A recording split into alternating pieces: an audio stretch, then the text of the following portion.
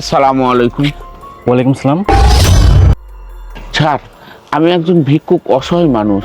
Sir, হয়েছে কি, আমার একটা মেয়ে আছে, সে কলেজে লেখাপড়া করে।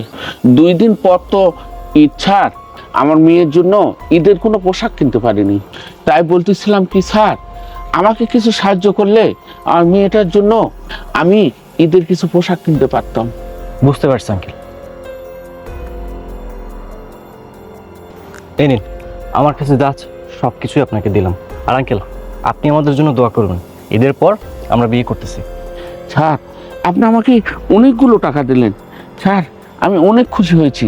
আমার মন থেকে আপনাকে দোয়া দিচ্ছি স্যার, আল্লাহ পাক যেন তোমার মনের আশা পূর্ণ করে। আর মেয়েটা বোধহয় অনেক সুন্দর, তাই না বাবা? দেখি মা তোমার মুখটা। রূপা, তুই? রূপা, তুমি ওনাকে চিনো নাকি? না না আরশাব, আমি ওনাকে কি করে চিনবো? আজব তো, উনি তো একজন ভিক্ষুক, আর একজন ভিক্ষুককে আমি কিভাবে চিনবো বলো তো? জানো আরশাব, যারা ভিক্ষা করে তাদের চিন্তা ভাবনা অন্যরকম থাকে। এই যে তুমি এতগুলো টাকা দিয়েছো, ও লোভটা আরো বেড়ে গেছে। ও মনে করছে আমাকে মেয়ে দাবি করে তোমার কাছ থেকে যদি আরো টাকা হাতাতে পারে, এইরকমই চিন্তা ভাবনা ওনার। আর এদেরকে আমি ভালোভাবেই চিনি। কিন্তু উনি তোমার নামটা কিভাবে জানলো? মানে আরশাব, এনাদের মতো মানুষের কত টেকনিক থাকে। আমার মনে হয় কারো কাছ থেকে আমার নামটা জেনেছে, এই জন্যই আমার নাম ধরে ডাকছে। আর তুমি ওনার কথা বিশ্বাস করো না, এই ছোট লোকের বাচ্চা। ভালোই ভালো বলছি, এখান থেকে যা যা বলছি। মা রূপা, তুই আমাকে চলে যেতে বলতেছিস? তুই তোর জন্মদাতা বাবাকে অস্বীকার করতে পারলি? এই কথা শোনার আগে আমার মৃত্যু হলো না কেন? তোর জন্য আমি কি না করিনি। জানিস রূপা, তোর বয়স যখন 3 বছর তখন তোর মা মারা যায়। আর তোকে আমি কোলে পিঠে করে মানুষ করি। আর তোকে লেখাপড়া করার জন্যে রাস্তায় মানুষের দ্বারে দ্বারে আমি ভিক্ষা করি। আর সে ভিক্ষা করে তোকে আমি ভালো একটা কলেজে ভর্তি করে দিয়েছিস। আর সে কলেজের খরচ জোগাড় করতে আমাকে রাস্তায় ভিক্ষা করতে হয়। আজকে আমি এই দৃশ্য দেখব, এটা আমি কল্পনা করতে পারিনি। আর তুই একটা ছাড়ের কারণে নিজের জন্মদাতা বাবাকে অস্বীকার করলি।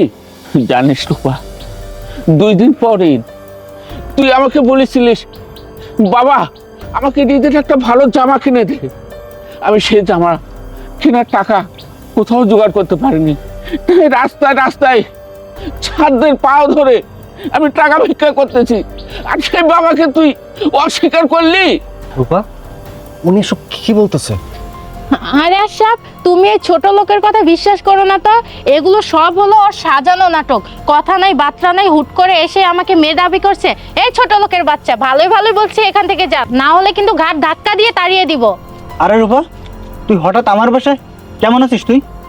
এই তো ভালো আছি। সজীব, আমি রূপাকে নিয়ে এসছি মার সাথে দেখা করানোর জন্য। ও আচ্ছা, ঠিক আছে।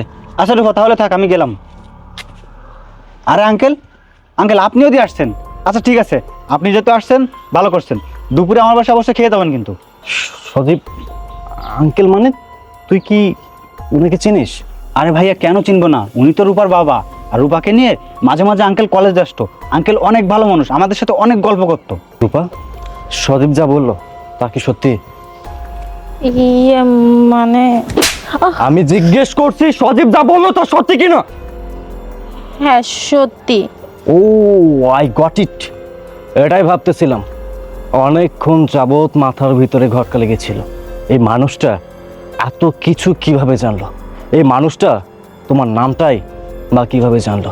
সিস, আমার ভাবতে অবাক লাগতেছে।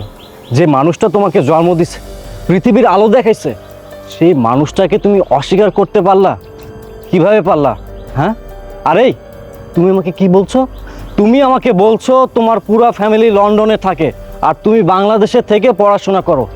কেন এত বড় মিথ্যা কথা বলছো? ও, আই গট ইট। কেন মিথ্যা কথা বলবো না? কারণ তোমার বাবা তো একজন ভিক্ষুক। তুমি যদি তোমার বাবার আসল পরিচয় আমাকে দিতা, আমি তো তোমাকে রিজেক্ট করে দিতাম। এই জন্যই তো মিথ্যা কথা বলছিলা, রাইট? সি, আমার ভাবতে অবাক লাগতেছে তোমার মেন্টালিটি এত নিচু। আরে আমি তোমাকে ভালোবাসি, তোমার ফ্যামিলি ব্যাকগ্রাউন্ড দেখে আমি তোমাকে ভালোবাসি নাই। এই মানুষটার কথা একটাবারও চিন্তা করলে না? আমি জাস্ট কল্পনা করতে পারতেছি না আমি এতদিন কাকে ভালোবাসছি। এই মানুষটা কম কষ্ট করে তোমাকে মানুষ করে নাই, আর সেই মানুষটাকে তুমি অস্বীকার করতেছো। এখন তো আমার ভাবতে হবে আমি তোমার সাথে সামনে আগাবো কিনা এটা আমি ভাববো কেন?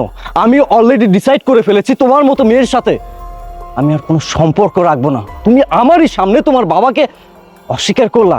যে মানুষটা নিজে না খেয়ে নিজে না পড়ে তোমাকে খাওয়াইছে, তোমাকে পড়াইছে, সেই মানুষটাকে যদি তুমি অস্বীকার করতে পারো, তাহলে আমি কোন চাই? আজ বাদে কাল আমার থেকে বেটার অপশন পেলে তুমি তো আমাকেও ছাড়বা। না না, আমি তো এই রিস্ক নিব না। ওই যে নিজের বুঝলে পুরো দুনিয়ার খবর পাওয়া যায়। ভাগ্য ভালো, তোমাকে বাসায় ঢোকানোর আগেই আমি সব সত্যটা জানতে পারছি। সব সত্যটা আমার সামনে চলে আসছে। কত অ্যাক্টিং, কত নিখুঁত অভিনয়। তুমি আমাকে বলছিলা কি আমার মার সাথে যখন আমি কথাবার্তা ফাইনাল করে ফেলবো তখন তুমি তোমার ফ্যামিলিকে সব কিছু জানাবা। না না, এটা তো হতে পারে না। তোমার মতো মিথ্যাবাদী মেয়ের সাথে আমি আর কোনো সম্পর্কই রাখবো না। ভালোই ভালো বলতেছি, এখন এই মুহূর্তে তুমি আমার চোখের সামনে থেকে চলে যাও, যাও বলতেছি। দাঁড়াও বাবা, আমার জন্যে তোমাদের সম্পর্কটা নষ্ট করো না বাবা। আমি তো 2 দিনের অতিথি, আজ আছি কাল নেই। আর আমার মেয়ে যখন আমাকে অস্বীকার করতেছে, আমি আজ থেকে জানবো যে আমার একটা মেয়ে ছিল, সে মারা গিয়েছে। ঠিক আছে বাবা, তোমরা সুখে থাকো। তোমাদের মাঝে আমি আর কোনোদিনই আসবো না বাবা, আমি চলে গেলাম। আশরাফ, আশরাফ, আমি ভুল করেছি, তুমি আমাকে মাফ করে দাও। বাস, অনেক কাহিনী শুনছি। এত সব কাহিনী শোনার মতো রুচি বা সময় কোনোটাই আমার নাই। আমি বলছি না, তোমার মতো মিথ্যাবাদী মেয়ের মুখ থেকে আমি কোনো শব্দ শুনতে চাই না। Not a single word. যাও, আই সে গেট আউট, যাও। সদীপ,